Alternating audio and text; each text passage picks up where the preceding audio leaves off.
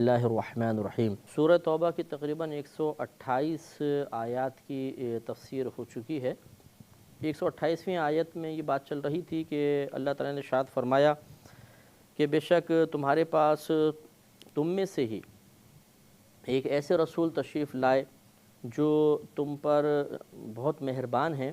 اور تمہارا مشقت میں پڑنا ان پر بڑا گراں گزرتا ہے۔ تو لہٰذا اللہ تبارک و تعالیٰ کی کرم نوازی ہے کہ چونکہ ہمارا مشقت میں مبتلا ہونا اس کے محبوب پر گراں تھا، تو اپنے محبوب یہ ہو سکتا ہے کہ حکمت یہ بھی ہو کہ پھر اللہ تعالیٰ نے اس محبوب کی امت پر احکام آسان کر دیے۔ بنی اسرائیل میں سے اگر کوئی گناہ کرتا تھا تو رات میں اگر گناہ کیا تو صبح اس کے دروازے پر اس کا گناہ لکھ دیا جاتا تھا اور اس کا کفارہ بھی لکھا ہوتا تھا۔ تو اس طرح ایک تو اس کی ذلت اور بدنامی ہو جاتی تھی، پوشیدہ کوئی گناہ نہیں رہتا تھا، اور دوسرا اس کو کفارہ ادا کرنا پڑتا تھا۔ لیکن اس امت کے لیے اللہ تعالیٰ نے آسانی مہیا فرمائی کہ کتنے بھی گناہ ہو جائیں، جب تک خود انسان اپنا پردہ چاک نہیں کرتا، اللہ تعالیٰ اس کی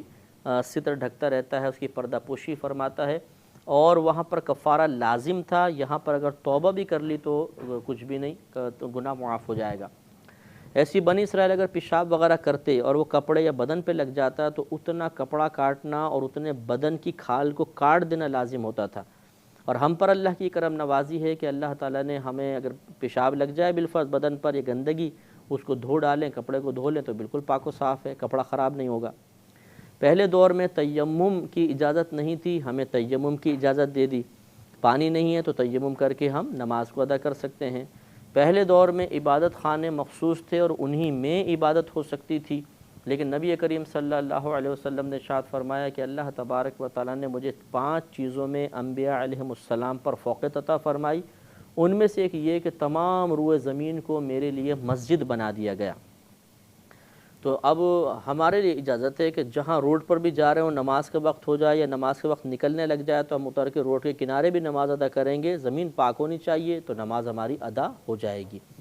اسی طرح پہلے دور میں مال غنیمت مسلمانوں کے لیے جائز نہیں تھا، اگر مال غنیمت حاصل ہوتا اس کو رکھ دیا جاتا تھا، آسمان سے ایک آگ آتی تھی اس کو جلا دیتی تھی۔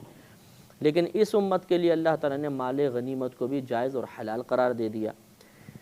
تو اس طرح اگر دیکھا جائے تو اللہ تبارک و تعالی یہ بات اچھی طرح چونکہ جانتا ہے، ازل سے اس کو معلوم تھا کہ اس امت پر اگر سخت احکام نافذ کیے جائیں گے تو یہ حبیب کریم صلی اللہ علیہ وسلم کی قلب کے لیے رنجیدگی کا اور تکلیف کا باعث ہو سکتے ہیں۔ تو یہ بھی ایک حکمت ہو سکتی ہے ان احکام میں آسانی کی کہ اللہ تعالیٰ نے اپنے محبوب کی رعایت فرماتے ہوئے ہمیں آسان احکام عطا فرمائے۔ اور خود نبی کریم صلی اللہ علیہ وسلم کو جہاں اختیارات دیے گئے، آپ نے وہاں پر اس امت کے لیے آسانی مہیا کی ہے۔ مثال کے طور پر جب حج کا حکم نازل ہوا تو حضرت اقرع بن حابس رضی اللہ تعالیٰ عنہ کے بارے میں منقول ہے کہ آپ کھڑے ہو گئے اور آپ نے پوچھا کہ یا رسول اللہ صلی اللہ علیہ وسلم کیا ہم پر ہر سال حج فرض ہے؟ آپ خاموش رہے، دوبارہ سوال ہوا، پھر خاموش رہے، تیسری مرتبہ سوال ہوا تو آپ نے ارشاد فرمایا کہ زندگی میں ایک بار۔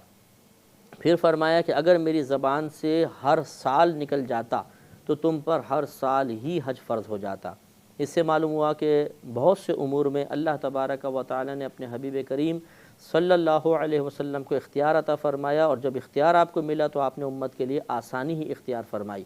ایسی ہی بخاری کی روایتیں آپ نے بارہا سنی ہوگی کہ آپ نے ارشاد فرمایا اگر مجھے اپنی امت پر مشقت کا خوف نہ ہوتا تو میں ان پر مسواک کرنا، ہر نماز کے لیے مسواک کرنا فرض قرار دے دیتا، یا ایک بعض روایات میں نماز کی قید نہیں ہے تو میں ان پہ مسواک کو فرض قرار دے دیتا۔ تو یہ بھی نبی کریم صلی اللہ علیہ وسلم کی کرم نوازی ہے کہ امت کی مشقت کا خیال فرما کر آپ نے اللہ تعالیٰ کے اذن، اس کے حکم سے اعمال میں آسانی کو قائم فرمایا۔ تو یہ اللہ تعالیٰ کی بڑی کرم نوازی ہے کہ اس نے ہمیں اپنے حبیب کریم صلی اللہ علیہ وسلم کی امت میں پیدا فرمایا، تو ہمیں یہ آسانیاں اور سہولتیں حاصل ہو گئیں۔ لہٰذا تمام دیکھنے والے مسلمان بھائیوں اور بہنوں سے گزارش ہے کہ جب شیطان یا نفس ہمیں وسوسہ ڈالے کہ تمہیں اللہ نے دیا ہی کیا ہے، اتنی تنگ دستی، اتنی پریشانی، گھر میں بیماریاں اور یہ اور وہ، اور پھر مطلب یہ کہ معاذ اللہ ہمیں اللہ تعالیٰ کی بارگاہ میں کمی نعمت کے شکوے پر ابھاریں، تو فوراً اس قسم کی آیات کو یاد کر لینا چاہیے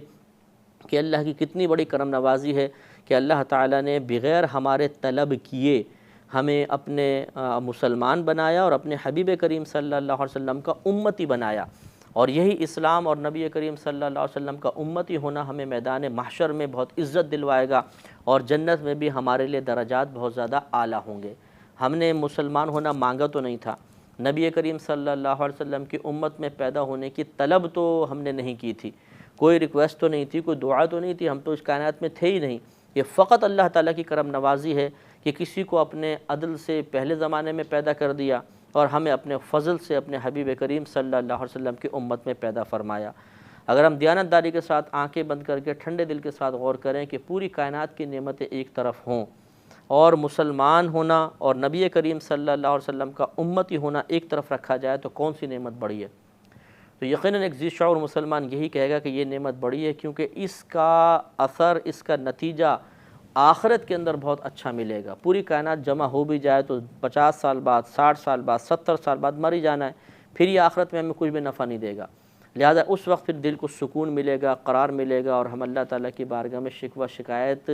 کے لیے زبان دراز کرنے پر نادم ہوں گے۔ تو یہ بار بار ہمیں سوچنا چاہیے تاکہ نفس و شیطان ہم پر غالب آ کر ہمیں اس انداز سے نافرمانی میں مبتلا نہ کر سکیں۔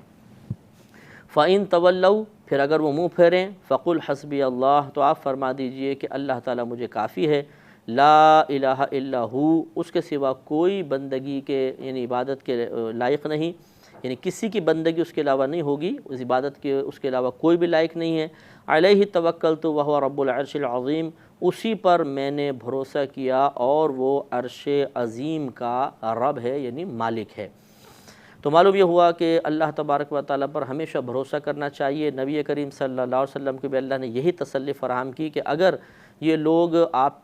بعض لوگ آپ کا کہنا نہیں مانتے، آپ کی تبلیغ کو قبول نہیں کرتے، آپ کی رسالت کا اقرار نہیں کرتے، تو آپ بالکل غم نہ کریں، اللہ تعالیٰ آپ کے لیے کافی ہے، اور اللہ تعالیٰ عرش عظیم کا بھی مالک ہے، گویا کہ پوری کائنات کا مالک وہی ہے، اور جب پوری کائنات کا مالک میرے ساتھ ہے تو مجھے کس چیز کا غم ہے، میں اسی پر بھروسہ رکھتا ہوں۔